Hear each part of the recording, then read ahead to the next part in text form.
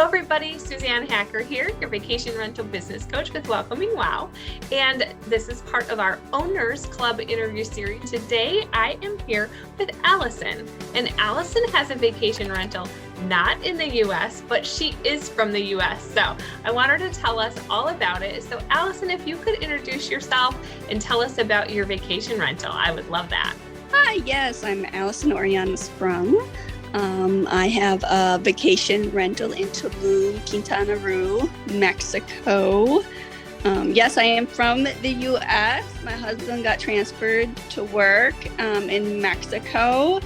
And so we kind of decided to take advantage of a vacation place where we could enjoy while we live here in an area where a lot of people like to visit, to use it as an Airbnb or vacation rental when we're not able to go there. Okay, awesome. And tell us a little bit about the rental. How many bedrooms, how many baths, things like that. How close to the beach? So it's a 2-bedroom, 2-bath condo in a gated community. It's about 1.5 miles from the beach, which sounds far, but how Tulum is set up is that there's just private boutique hotels on the beach. And so we are actually one of the closest you can get to the beach if you're not going to stay in one of the boutique hotels. And actually Tulum is made to live in or to stay at a house because there's so much to do around the area that's close by, not on the beach. So while you can go enjoy the beach and still kick it, there's ruins right nearby. There's underground cenotes, which is just an underground pool. And they're all over the area, so there's tons to explore. And they stay about 70 degrees all year round. So when it's super hot, they're just great and refreshing. And you can actually swim and snorkel in them. So it's another avenue besides the beach to go see in the wilderness. There's also biospheres nearby and just nature. And so staying holed up in your boutique hotel, there's so much more to do. That's awesome. So is that near Cancun, or am I thinking of a different area of Mexico? Yeah, it's south of Cancun, about 2 hours. It's Cancun, Playa del Carmen, and then Tulum. Okay. And Tulum's becoming very popular, and we're hoping more and more visitors actually come to the area. They're opening a train to connect the whole area, and an airport, hopefully, in Tulum that'll take visitors in the next couple of years. Oh, that's awesome. That's so cool that you can be there during this time and have a vacation rental while the area is growing like that. And I love all the nature activities and stuff that you've described. So very good. So tell everyone a little bit about why you ended up there, and then why you decided to purchase a vacation rental. Yeah, so honestly, we sold our house in the United States on the move. And contrary to popular belief, the area we're in it's very expensive for housing. And as a foreigner, you do need to pay in cash, but you don't have credit to, just easy access. And so we were like, let's check out the area. Let's not rush, right away where we're at, and get something that we can enjoy. And the other piece is along the beach area, they do sell in dollars, so it saves our investment of the money with the currency exchange. So we were just looking at ways. We don't have the same retirement options here with the job, and looking at ways to invest, continue to have money, look at things like that. We had our house sale money, so we just didn't want it to let it sit. So that was what we were looking for. We didn't really, it was the idea we had. We weren't really seeking out. But then a business contact of my husband's was selling the place. We knew him. In Mexico, everything's built on relationships a lot. You want to, especially when you're doing business, when you're not familiar with the processes and things, it's important to have someone you trust. So that's how we ended up in the area. I wish I would have said, I picked Tulum because of it's amazing. Well, it is amazing, but we happen to know the person and said we were comfortable doing this type of transaction and investing all of our money in this area, knowing that. Okay, good advice. Especially if people are like, oh, I want to go do that. There's many people that do, and many people have amazing experiences, especially more and more digital nomads coming down, more and more snowbirds. They're saying, I would like to retire, but the US is expensive. So there's a ton of people doing that every day. It's well equipped for that, for anyone that's thinking about doing that. They're well versed. Cool. So how did you choose the name? Well, first of all, tell us the name again. Remind me of the name, and how did you choose it? Its name is Casa Luz. Okay. I wish I could say I made the name, but this was an already operating Airbnb, and so they had the name already. It wasn't highly utilized. It was more to help sell the place. And so we did have to make the decision on whether to keep it or not, especially since I found out there's a boutique hotel in town with the same name. I was like, will I get confused? But after reviewing the legalities of the name and everything like that, we did choose to keep it. I promote that ours is a penthouse. We have a rooftop penthouse and a private that, as opposed to a hotel room. So we have more amenities to offer and things like that. So I kind of differentiate, but it's something we're watching. But in the end, I think no matter what, if you're in Mexico, there's a lot of Mexicans that actually go to vacation as well on the coast.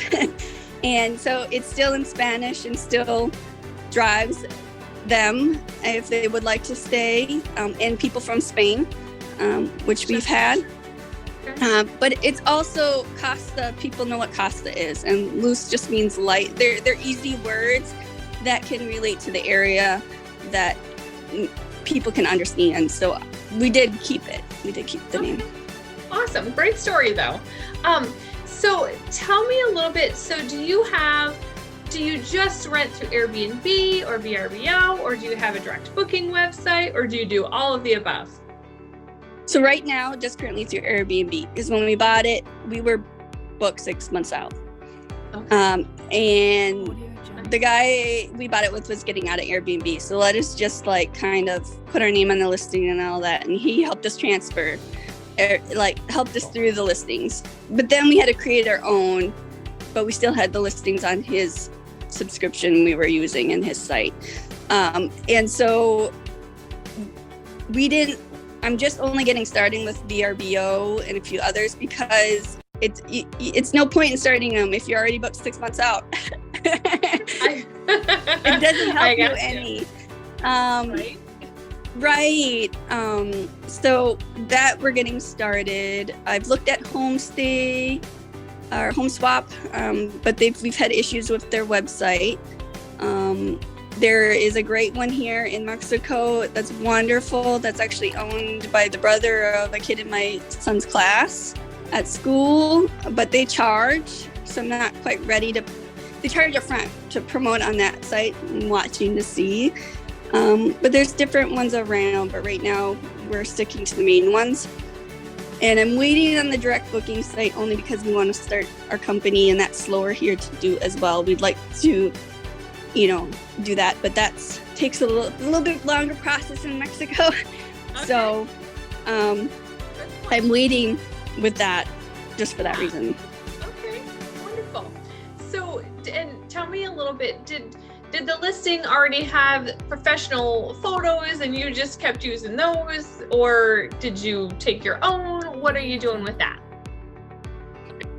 I was able to use their photos. Some of them were professional, some of them not, but they were done with a good eye. So we were able to use all those, but we will be taking more of our own and revamping as we've now been in it, and probably taking more professional video.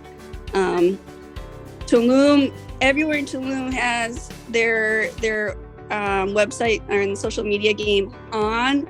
It's all done professionally. So if you want to compete in the market, you have to be on top of it. And so we realized that's an area we're going to have to revamp soon. Okay, gotcha. So what is maybe one thing about being a vacation rental owner that's been a little bit more challenging than you expected it to be? I think it's not so challenging. I think it's just learning the onset. I didn't realize I would be so much in having to promote on social media and that more thing. I was ready for the hospitality and all that. And so I think it's learning as you go where the punches go, where your guests are leading you and where that's coming from, and looking at those avenues. I think it's been fun to see how the community wraps around this, and this is what the community does. It's tourism, so making those connections with some of the local community to promote your place, and that's been fun. And then I think just working with property managers and dealing with that is more of a challenge than I was thinking, but some of that is language barrier and just expectation barrier. Sure. Okay. Yes. Point. But it's been fun to work through. Awesome. So if there was any bit of advice that you could give yourself back when you started this whole thing, what would it be? I would just say probably just really research a lot more. Okay.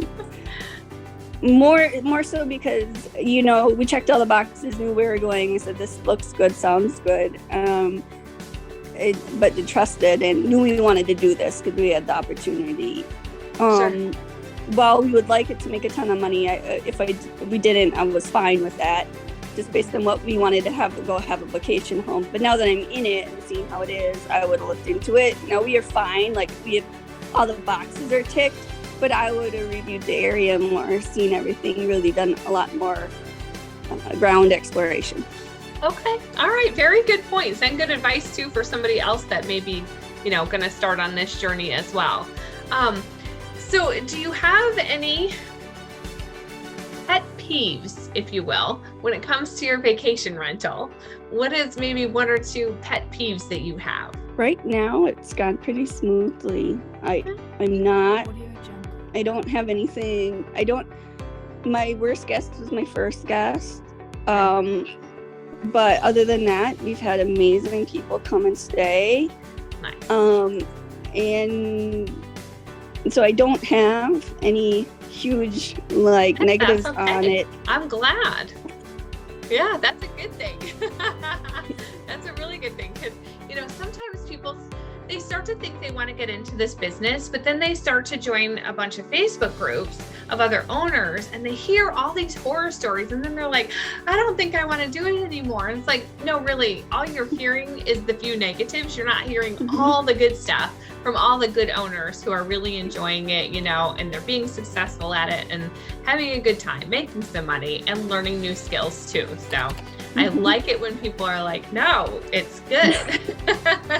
Because overall it is really good. It's a really good opportunity, and it's a really good opportunity for women just like yourself, who it gives you some extra income, but it also gives you that flexibility to be able to, drop the kids off at school, pick them up from school, be with them, help them with their homework, all those kind of things too. So it's definitely a great business for parents, to be in when they also want that flexibility. Well, especially for women, I think, yeah, that definitely flexibility.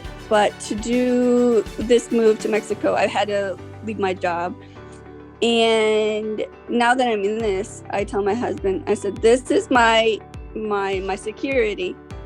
I'm relying on you. If something happens to you, I'm out of the job market. I have my house, I have my Airbnb, and if everything goes well, I can sell it. I have whatever. That's my security deposit. That's my, retirement. Sure. Yeah. So it's just something a little extra. It's fun it's fun to do. Hopefully it earns some money, but it really is the security deposit for down the road. That's awesome. So would you buy another one in the future? Yes, that's the plan. Yes, awesome. We love plans like that. We're gonna do another one in the area to keep it simple and being able to use the same property managers and do all of that, and then we'll see from there. Awesome. Well, good for you.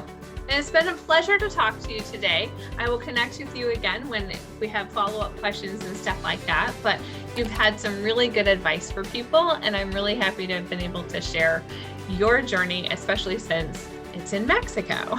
So thank you, Allison, for your time for this. I appreciate it. Appreciate the call. It was nice meeting you as well and talking with you. Have a good one.